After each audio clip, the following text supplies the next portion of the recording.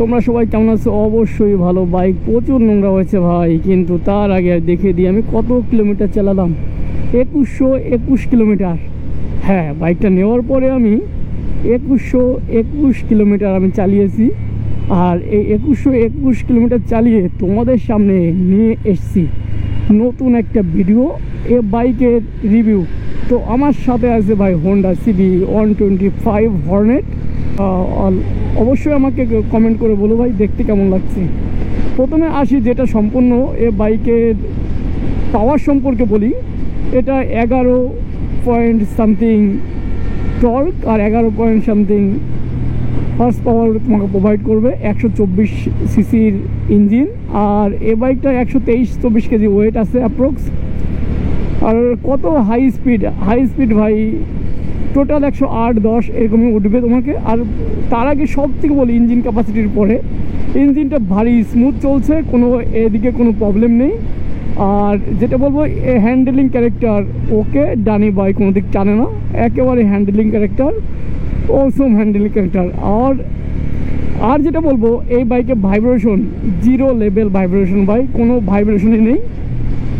বাইকটা সামনে থেকে দেখলে মনে হয় না কোনো 125 সিসির কোনো ইঞ্জিন। আর পুরো এলইডি সেট আপ, ইন্ডিকেটার আগে পাশে দুটোই।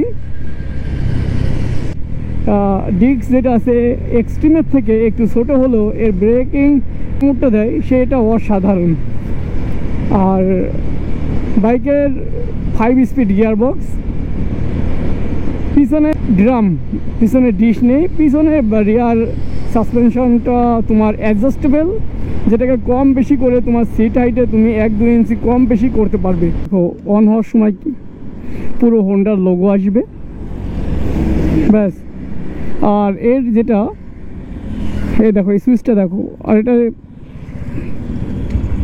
মতলব কোনো ভাইব্রেশন নেই। আর এই যখন অন হবে না, অন হওয়ার সময় বা স্টার্ট নেওয়ার সময় এখান থেকে কোনো রকম আওয়াজ বেরোবে না, সাইলেন্স স্টার্ট হয়ে যায় এটাই। তো এটা যখন আমরা স্টার্ট করব, এখানে পুরোপুরি আওয়াজটা আসবে না, তুমি টেরই পাবে না, বুঝতেই পারবে না এটা কি করে স্টার্ট হয়ে গেল।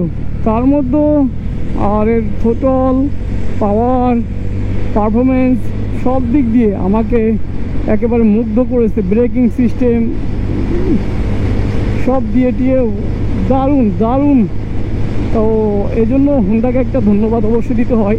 কদিন পরে হোন্ডা ইয়ং জেনারেশনের জন্য একটা বাইক বের করেছে, খুবই স্পোর্টি লুকে, মাস্কুলার লুকে। আর 12 লিটারের পেট্রোল ট্যাঙ্ক, পেট্রোল একবার বললে মনে হবে শেষই হচ্ছে না। তুমি যতক্ষণ 600 কিলোমিটার 700 কিলোমিটার রোড পাড়ি দিচ্ছ, অতএব বাইরে যখন একে নিয়ে যাবে, এর পারফরমেন্স এবং এর পেট্রোলে মাইলেজে তোমরা অবাক হতে বাধ্য।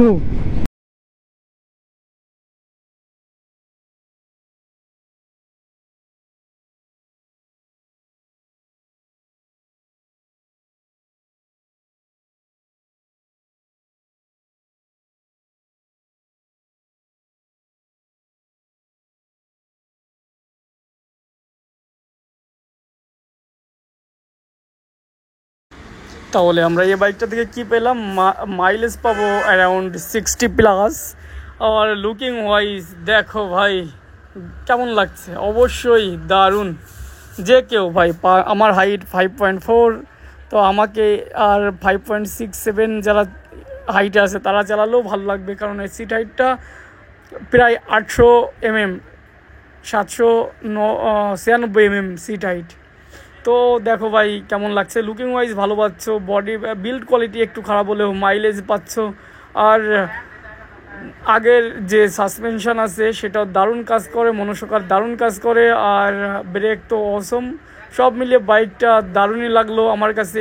আমি 2021 কিলোমিটার, 2027 কিলোমিটার অলরেডি চালানো হয়ে গেছে, চালিয়ে আমার কাছে ভালোই লাগলো। আর তোমাদের কাছে কেমন লাগলো তোমরা আমাকে কমেন্ট করে অবশ্যই জানিও।